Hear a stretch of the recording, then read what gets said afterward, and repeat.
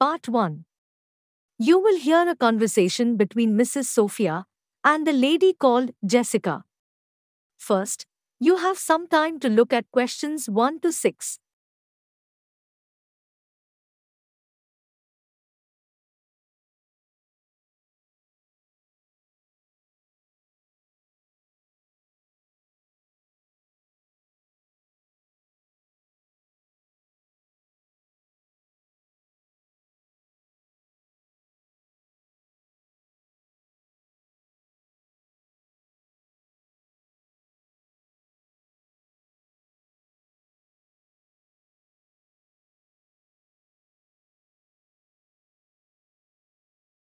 Listen carefully to the discussion and answer questions 1 to 6. Mrs. Sophia. Hello. Can I see you for a moment? Lecturer in Business Department. Oh. Jessica Amelia. Hello. Hello. Mrs. Sophia. It's about the job as lecturer in Business Department. I hope I'm not disturbing you. No. Of course not. I was wrong thinking you were coming to see me with the others tomorrow. Didn't I make an appointment for you? Yes, but I've got a bit of a problem. I have to go to London tomorrow to meet my mother. She's coming over here. A business meeting. I wondered if we could rearrange it. Yes, of course, right, now. I got you an application form. Haven't I? Yes, here we are. Jessica Amelia. Applied 15 days ago. So, tomorrow's out. How about Thursday morning at 5 o'clock? That would be fine. That's perfect. Actually, I'm glad you came in because there were 1 or 2 things our personnel department wasn't sure about when they checked your application, and I can ask you about them now. How do you think you'd manage? I mean, your knowledge of international accounting standards is admirable. How do you think you'd manage the auditing side of things in accounting? I need to comment on your practical experiences in accounting. I'm not too worried about that kind of thing before I came here. I worked as an audit supervisor of an accounting firm for 3 years. I'm a qualified chartered accountant, and I'm good at getting things done. I'm not so sure exactly how good my experience is, but then I'll be teaching in accounting, won't I? Yes. I think your experience will create value in teaching. And the department would always welcome a good lecturer who has practical experience in relevant fields. Now, tell me about your professional commitments. Next year you applied for a place on the PhD, haven't you? How would you fit that in with your work for us? Well, it's part-time over 2 years. So apart from these, which I can do at the weekend, it's about thesis. I don't know if I'll be accepted on it, although I feel quite excited. I had the interview last Wednesday. We talked about various things, and it went really well. He asked me exactly the questions I wanted. That's good. Now the post we're looking to fill is to teach auditing, of course, that involves practical and discussion classes. Mainly, although you'd be expected to help the undergraduates with their knowledge as well. You can speak to the other assistants. There is 1 in each business department. They are mainly non-professional, although I think we've got 1 chartered accountant, recently. Before the end of the conversation, you have some time to look at questions 7 to 10.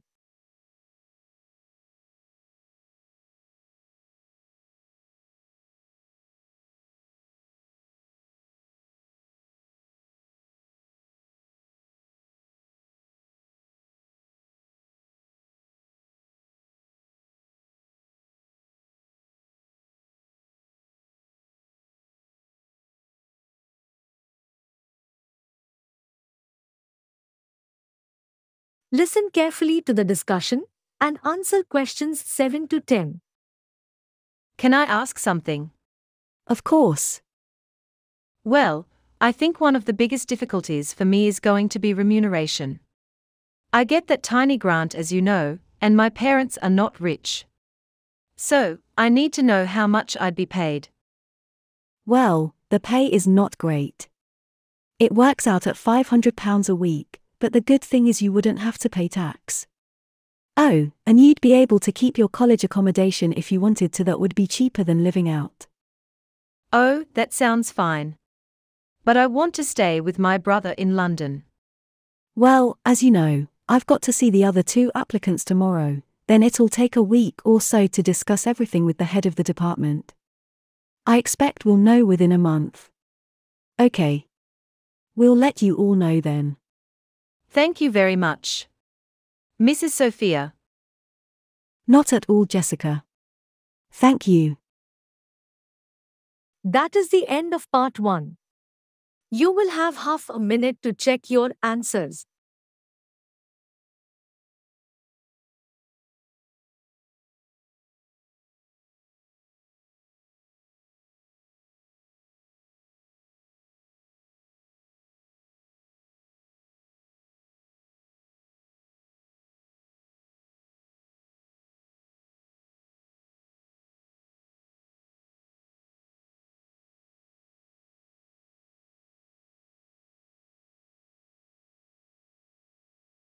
Now, turn to part 2.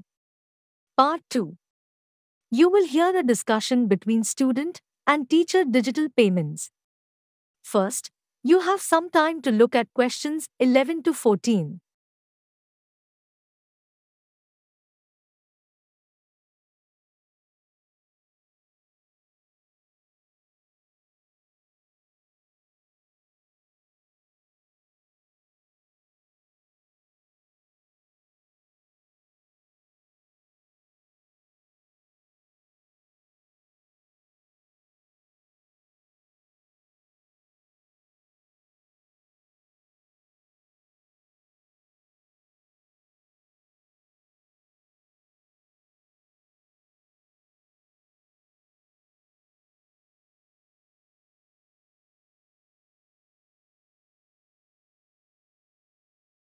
Listen carefully and answer questions 11 to 14.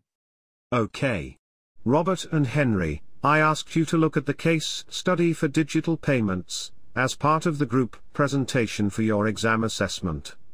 Let's start with you, Robert. Having read through the case study, can you summarize the information about the benefit of digital payments? Well, electronic transactions and plastic card payments are more convenient and are processed on the go.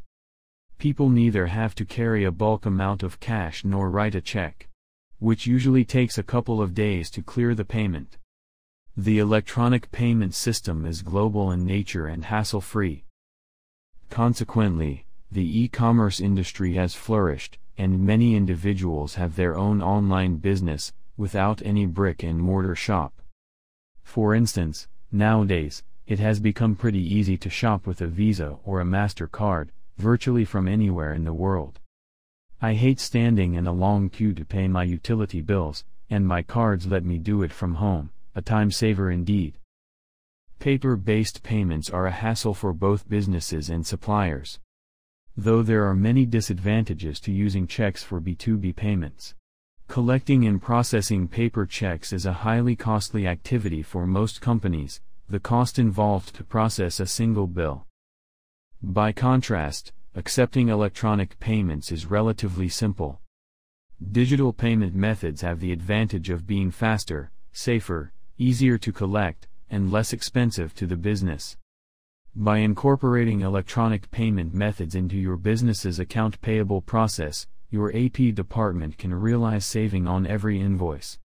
Okay, and what about Henry? Would you please tell us about the demerits of digital payments? Well, the trend does not come without negative aspects. Although we can use these cards due to technological advancement, the risks of using plastic money pertain to this technology. The primary threat to such payment mode is cybersecurity and hacking. For example, once a credit card is cloned or sensitive data is hacked, the owner suffers a tremendous financial loss. For example, a technology giant like Facebook has failed to protect its user data, and the misuse of user data is a global concern. The same goes for plastic cards and online payment systems with the same vulnerability.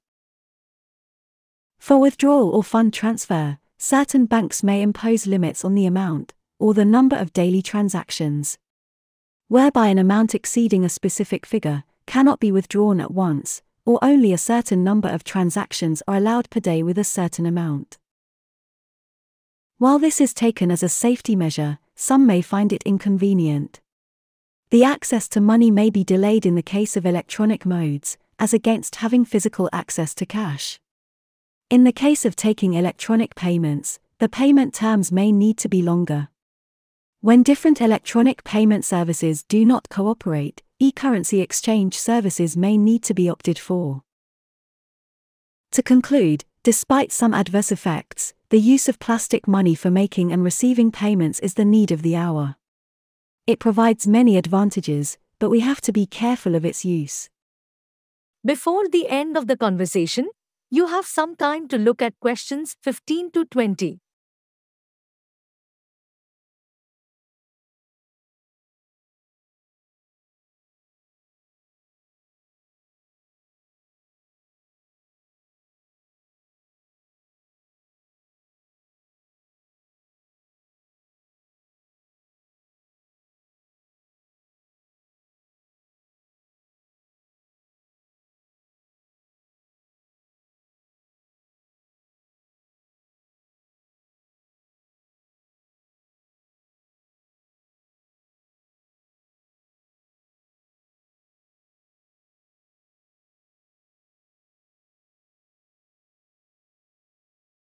Listen carefully and answer questions 15 to 20. So, what is the benefit of digital payments? Robert. Faster, more accessible, more convenient. Perhaps, one of the most significant advantages of cashless payments is that it speeds up the payment process, and there is no need to fill in lengthy information. There is no need to stand in a line to withdraw money from an ATM or carry cards in the wallet. Also, with the move to digital, banking services will be available to customers on a 24/7 basis and all days of the year, including bank holidays. Many services like digital wallets, UPI, etc., work on this basis. Economical and less transaction fee. Many payment apps and mobile wallets do not charge any service fee or processing fee for the service provided. The UPI interface is one such example, where the customer can utilize services free of cost. Various digital payment systems are bringing down costs. Waivers, discounts and cashback. Many rewards and deals are offered to customers using digital payment apps and mobile wallets. There is attractive cashback offers given by many digital payment banks. This comes as a boon to customers and acts as a motivational factor to go cashless. Digital record of transactions. One of the other benefits of going digital is that all transaction records can be maintained. Customers can track every transaction made, no matter how small the transaction amount. One-stop solution for paying bills. Many digital wallets and payment apps have become convenient for paying utility bills.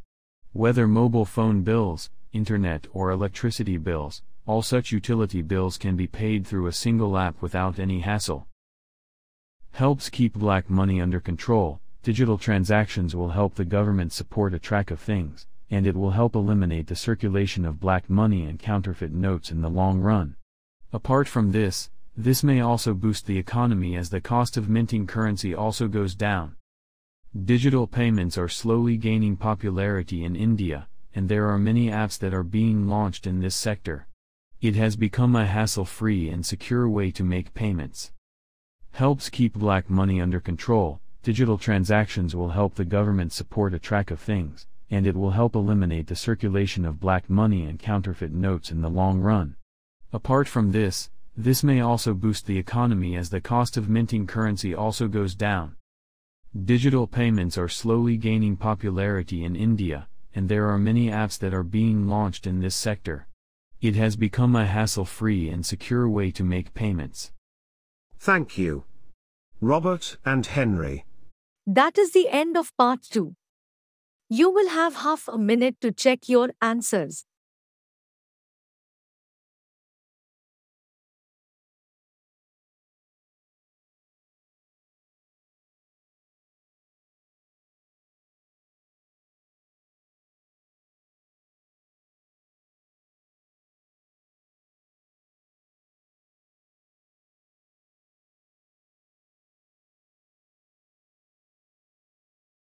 Now, turn to part 3. Part 3. You will hear a conversation between two students who are discussing a marketing concept. First, you have some time to look at questions 21 to 26.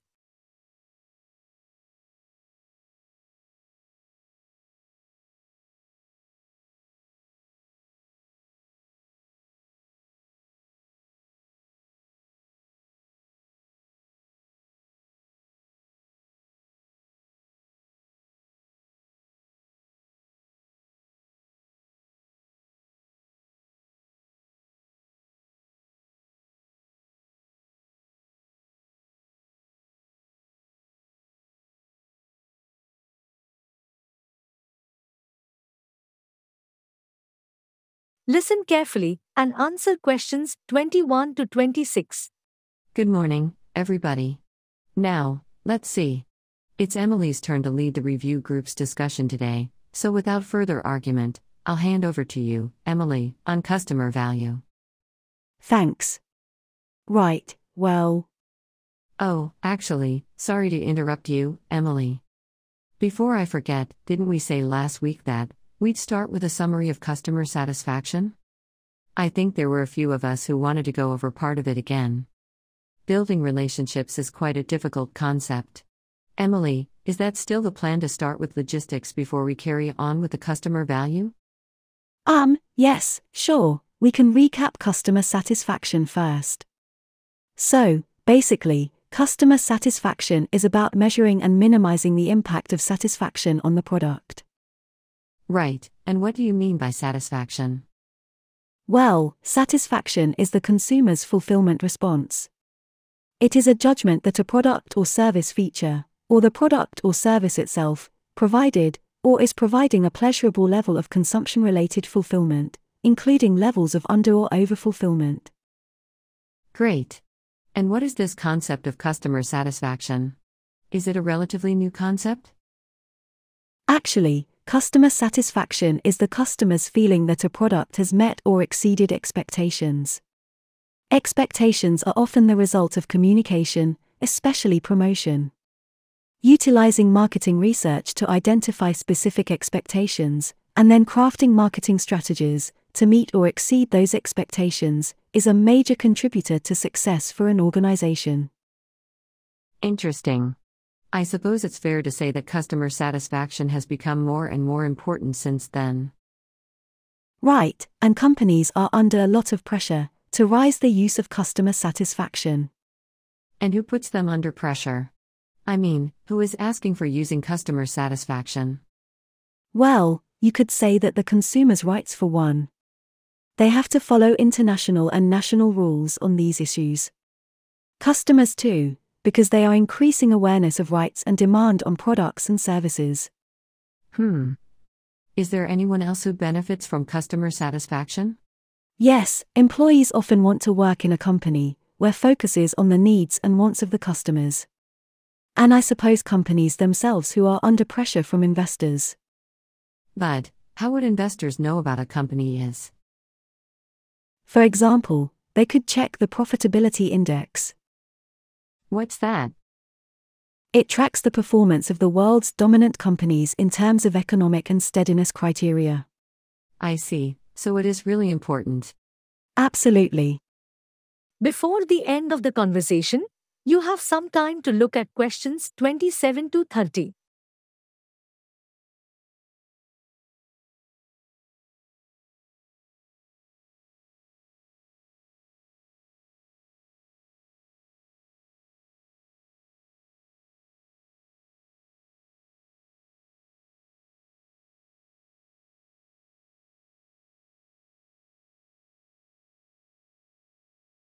Listen carefully and answer questions 27 to 30.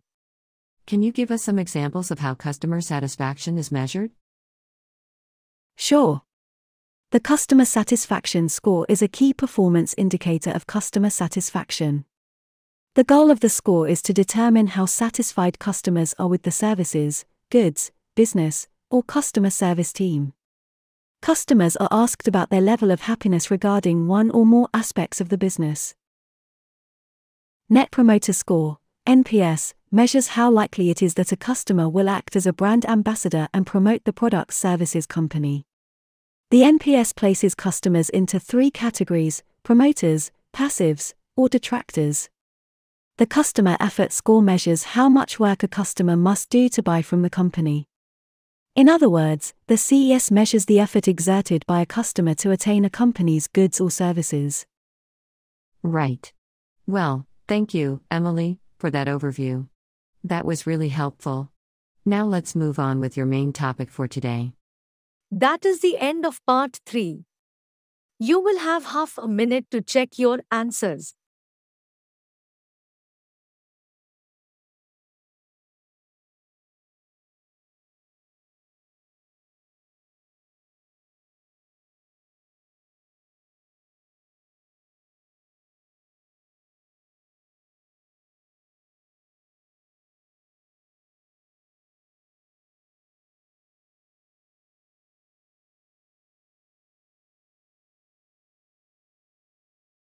Now, turn to part 4. Part 4. You will hear a lecture about the familiarization of ships. First, you will have some time to look at questions 31 to 40.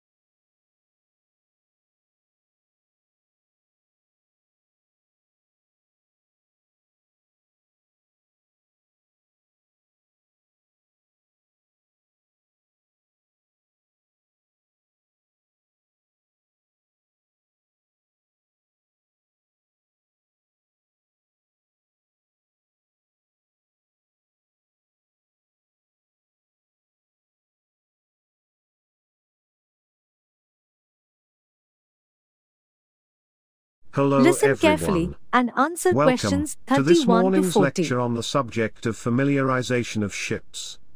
This is most important in a series of lectures organized by the university. I'm Henry Robert, and I'm a scientist with a particular interest in this initiative. Well, the earliest historical evidence of boats is found in Egypt, during the 4th millennium BCE. There are representations of Egyptian boats, used to carry obelisks on the Nile from Upper Egypt, that were as long as 300 feet, longer than any warship constructed in the era of wooden ships. The Egyptian boats commonly featured sails as well as oars. Because they were confined to the Nile, and depended on winds in a narrow channel, rowing was essential.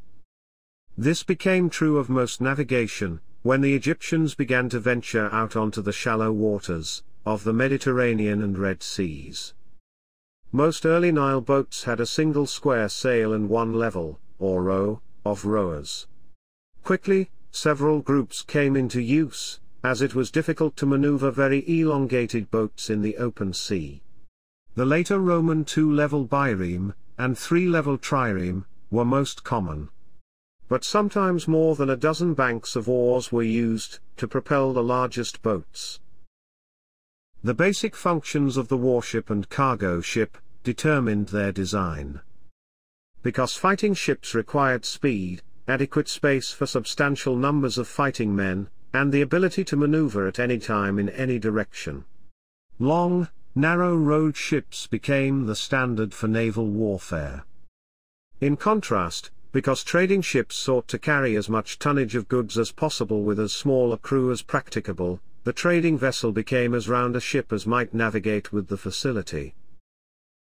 The trading vessel required an increased freeboard, as the swell in the larger seas could fairly easily swamp the low-sided galleys propelled by oarsmen. As rowed galleys became higher-sided and featured additional banks of oarsmen, it was discovered that the height of ships caused new problems. Long oars were awkward and quickly lost the force of their sweep.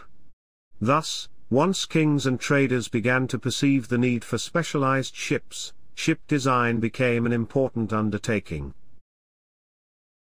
Sailing ships. The move to the pure sailing ship came with small but steadily increasing technical innovations that more often allowed ships to sail with the wind behind them. Sails changed from a large square work suspended from a single yard, to complex arrangements, intended to pivot on the mast depending on the direction and force of the wind. Instead of being driven solely by the wind direction, ships could sail into the wind to the extent that the course taken by a ship became the product of a resolution of forces. Sails were devised to handle gentle breezes, and to gain some mileage from them as well as from strong winds, and to maintain some choice as to course while under their influence. Early oceanic navigation. The rise of oceanic navigation began when the basic Mediterranean trading vessel, the Venetian bus, passed through the Strait of Gibraltar. At the time of Richard I of England, whose familiarity with Mediterranean shipping stemmed from his participation in the Crusades, Mediterranean navigation had evolved in two directions. The galley had become a rowed fighting ship, and the bus a sail-propelled trader's vessel. The story of European navigation and shipbuilding is in large part one of interaction between technical developments in the two narrow boundary seas. It is thought that sailors from Bayonne in southwestern France introduced the Mediterranean carrack to northern Europe, and in turn introduced the double-ended clinker ship of the north to the Mediterranean. This cross-fertilization took place in the 14th century, a time of considerable change in navigation, in the Atlantic-facing regions of France, Spain, and Portugal. Changes in shipbuilding during the Middle Ages were gradual. Among northern ships the double-ended structure began to disappear when sailing gained dominance over rowing. To make best use of sails meant moving away from steering oars to a rudder. First attached to the side of the boat and then, after a straight stern post was adopted, firmly attached to that stern. By 1252 the port books of Dam in Flanders distinguished ships with rudders on the side from those with stern rudders. The arts of navigation were improving at the same time. The compass was devised at the beginning of the 14th century, but it took time to understand how to use it effectively. In a world with variable magnetic declinations, it was only about the year 1400 that the lodestone began to be used in navigation in any consistent manner. That is the end of part 4. You will have half a minute to check your answers. In your real test will get another 10 minutes to transfer your answer to your answer sheet.